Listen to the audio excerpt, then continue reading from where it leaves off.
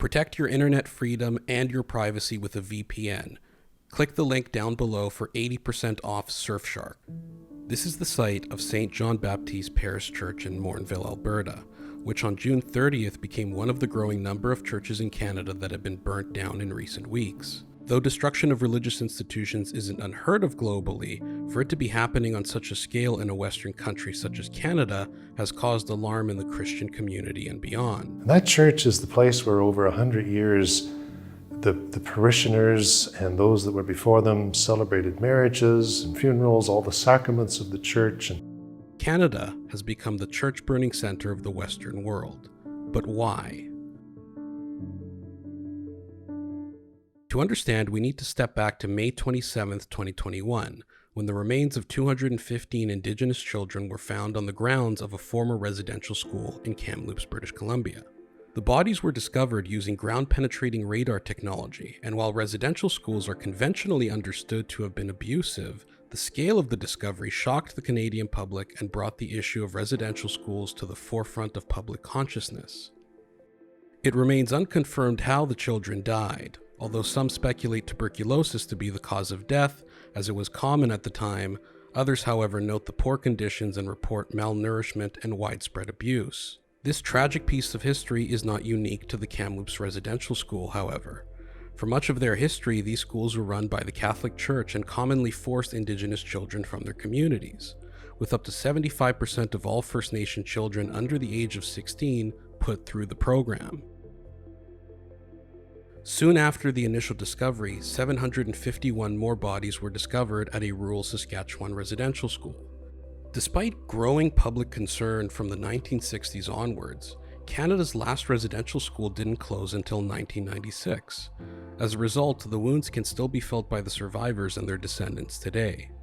The reopening of these wounds sparked cultural tensions in Canada, leading to both nationwide memorials and protests, the latter resulting in the toppling of numerous monuments. In just a few short weeks, statues of Canada's first Prime Minister, Sir John A. Macdonald, were taken down in Kingston and Charlton. At Ryerson University, a statue of Egerton Ryerson was violently toppled, and the school has seemingly no intentions to replace it. A statue of Captain James Cook was toppled and thrown into the ocean in Victoria, and statues of Queen Victoria and Elizabeth II were also violently toppled in Winnipeg. These acts of vandalism occurred with no resistance from the public nor any police intervention, but things have now taken a turn. On June 21st, two Catholic churches in British Columbia were burned to the ground. The 110-year-old Sacred Heart Church was burned to the ground at around 1:30 a.m. on the Penticton Reserve. Built in 1910, the church is now reduced to ash and rubble. Another fire occurred at the St. Gregory Church in Oliver at 3 a.m. While there has been no official connection between the church burnings and the discovery of the graves, local authorities deemed the timing pretty coincidental. A majority of these churches have also been on First Nation reserves. This arson spelt the fiery beginning of a pattern that would see several churches reduced to rubble. On June 27th, two more Catholic churches were burned to the ground in British Columbia. Similar to the first case, they were set on fire almost simultaneously. Later in the day, a fifth church was set on fire, but it was saved prior to total destruction. This destruction peaked on June 30th when the large and historic St. John Baptist Catholic Church was burned to the ground. And unlike previous churches, this was in Edmonton, Alberta, and in a reasonably populated area.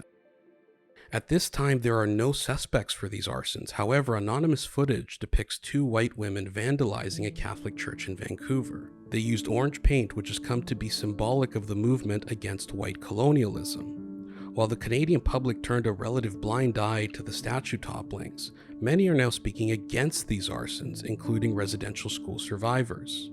We understand some people believe that they're standing in solidarity with us Indigenous people as we find more graves across Canada.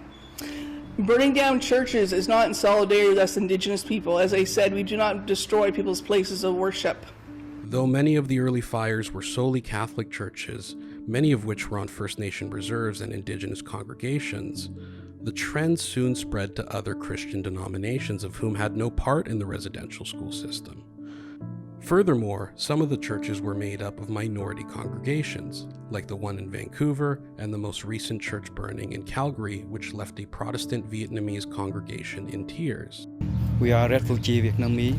We come from Vietnam, escape Vietnam to come here. We get more freedom to live, and we think that it is a good country. And now it happened in our church. We just passed the COVID. We come back, stop live stream, and we.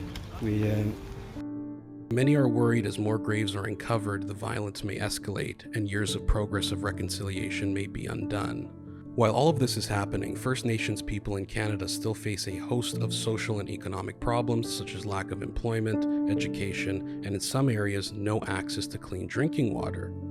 With a contentious Canada Day behind us and calls for peace from both the church and the residential school survivors, it remains to be seen whether this destruction is coming to an end.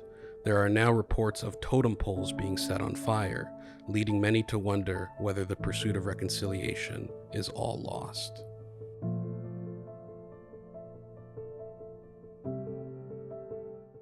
This video is sponsored by Surfshark.